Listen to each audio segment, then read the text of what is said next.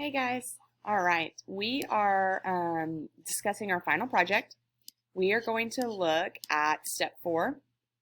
Nope, we are looking at step 5. I apologize. We are going to be looking at what it really means to create a product.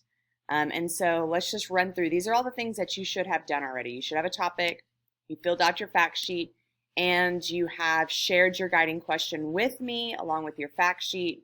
And we kind of discussed or edited our guiding question, and we are ready to rock and roll to actually making our final product. So you're going to make a final product that represents your project. You are not going to present this. I'm sorry. I need to take this off of everybody's because we aren't going to have time to do that. I apologize. Your product must be high quality and it must be demonstrating critical thinking and creativity. It must be original and creative. That means ChatGPT did not do this for you. You cannot make a PowerPoint presentation or a Google slide. So you've got to create something. This is when we look at our learning hierarchy or our ability to think. This is one of the highest levels of thinking that we have. And so we're really, really pushing our critical thinking here with creating a product, not just regurgitating information.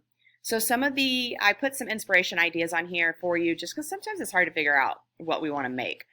This isn't the only things you can do. They're just ideas for you to do.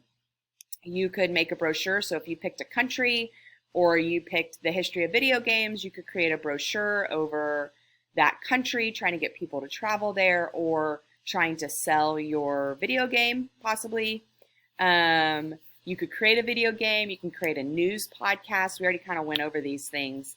You could create something from a country. You could create something.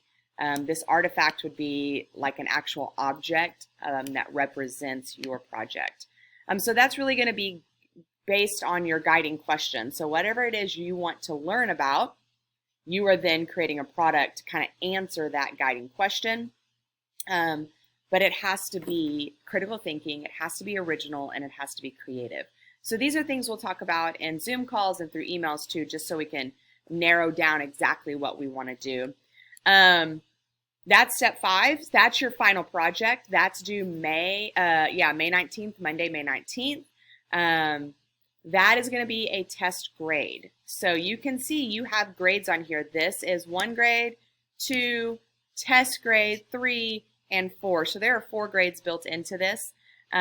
So make sure that we're working with diligence, make sure we're working with integrity, we're doing what's right, and we're getting it done before or on those due dates.